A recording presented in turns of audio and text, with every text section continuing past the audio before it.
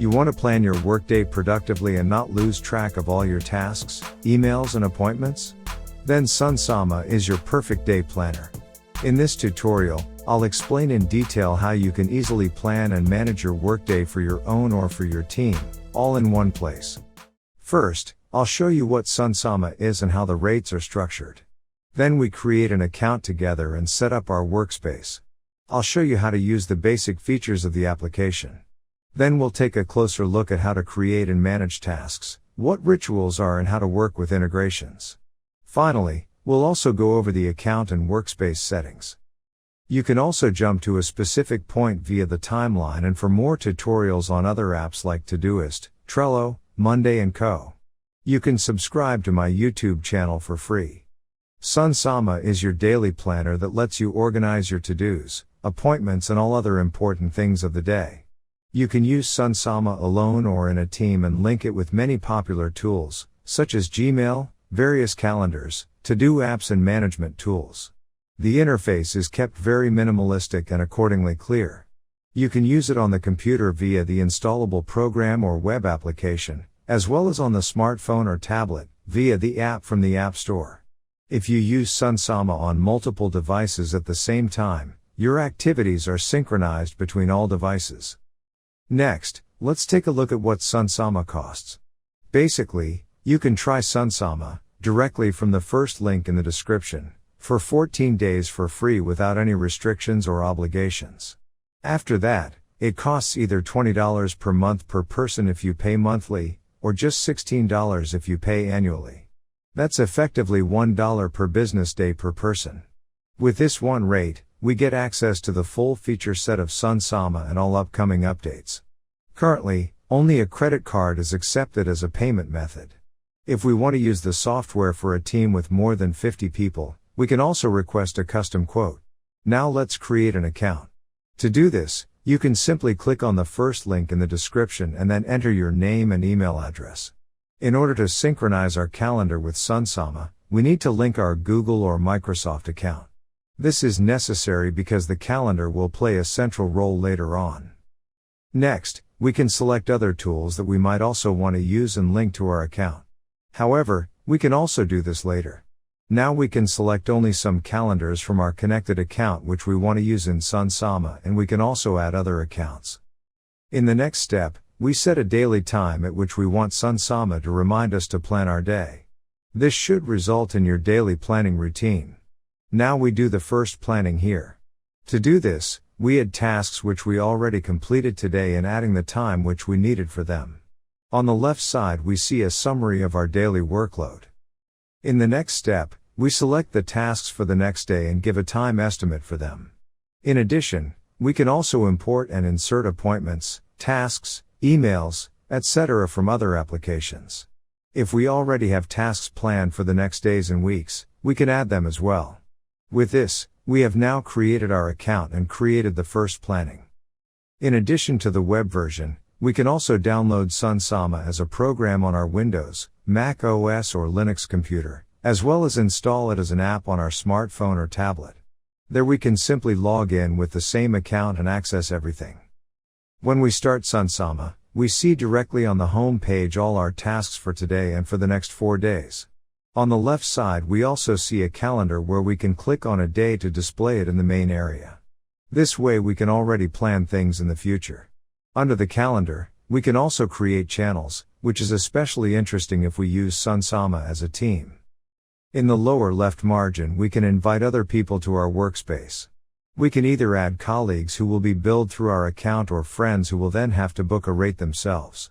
We can simply send an invitation to an email address or create a link that we can then send to our friends and colleagues in other ways. Once we have created a channel in the right margin, we can divide it into folders below. Here we can, for example, create a folder for work and a folder for personal channels and so conveniently separate them. Not every channel has to be in a folder. Within a folder we can create channels. We need to give each channel a name and can specify whether it should be our default channel for new tasks. If we create a work channel, we can optionally set it to personal that only we can see it. For personal channels, this is always the case by default. If we have linked Slack, we can also link the channels to a Slack channel. We can also assign a color to the channels to make it easier to distinguish the channels on the main page. We can also hide the channels in case they bother us on the left margin. If we select a channel, we will only see the channel's tasks on our home page. With the hashtag all channel, we can always see all our tasks from all channels. Under the channels, we can also see our connected calendars. We can switch to a calendar overview in the main area on the upper right edge. Here we see our tasks and all appointments from the calendars selected on the left. If we click into the calendar, we can also create new appointments. These are added directly to our normal calendar and as task in Sunsama. In the right margin, we can then access integrations, the backlog, the archive and the objectives, which we will take a closer look at in a moment. Here we also find a search function that allows us to search for appointments and tasks, as well as a news feed with the latest feature updates of Sunsama. In the app, we can see all the tasks of today directly on the start page. We can also change the day above and filter by channel using the 3 dots at the top left. At the bottom we can also switch to the calendar overview, the backlog and the archive. But how do we plan our day and manage our tasks now? We can simply add a new task to a day on the start page via the plus. All we have to do is enter a name and click enter. At the bottom we can mark the task as done via the check mark, and next to it we can also change the date for the task by moving it. Here we can either select another day or specify whether the task should be moved to the next day, the next week or to the backlog. The backlog is handy when we don't have an exact date for the task yet. We can find the backlog on the right margin under the integrations. Here we can also drag and drop the tasks back into our calendar. This allows us to conveniently assign a task to a date. For an open task, we can also specify how much time we plan to spend on it.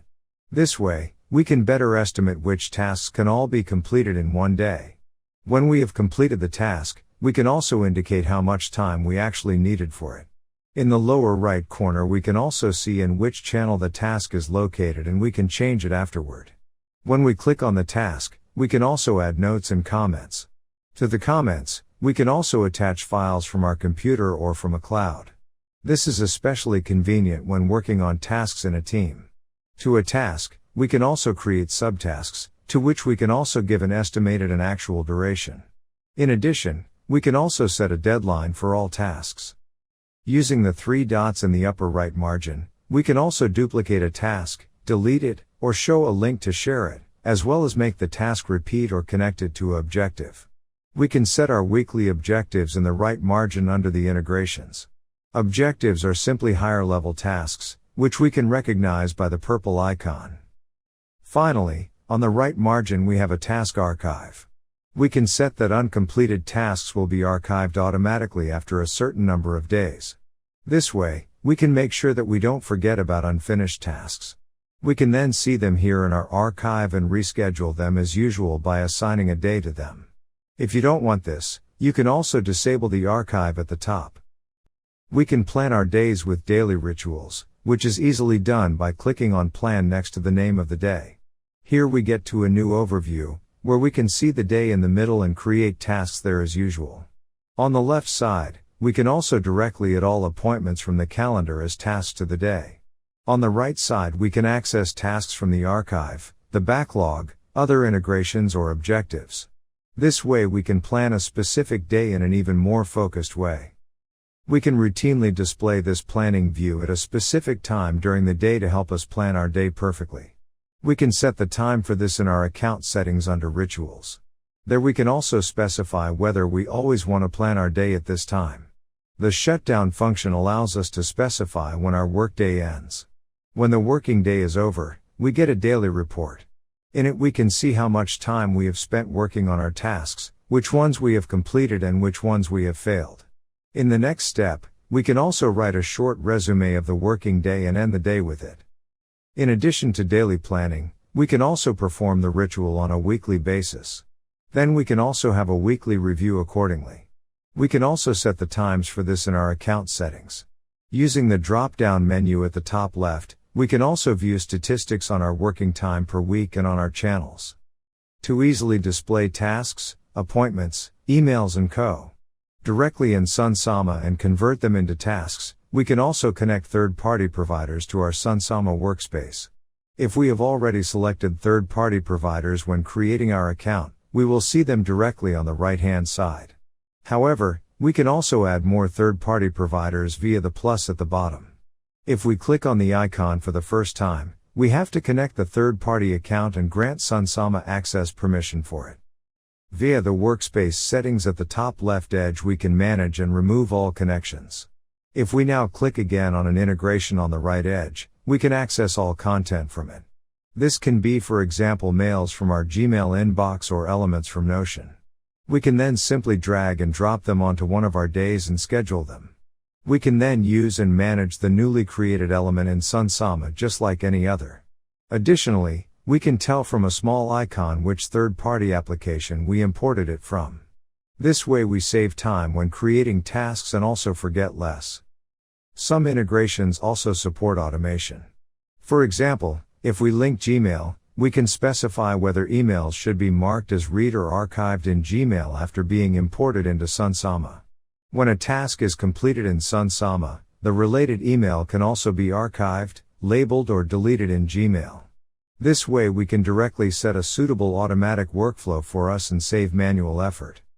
Finally, let's take a look at our account and workspace settings. These can be found in the upper left corner above the Sunsama name.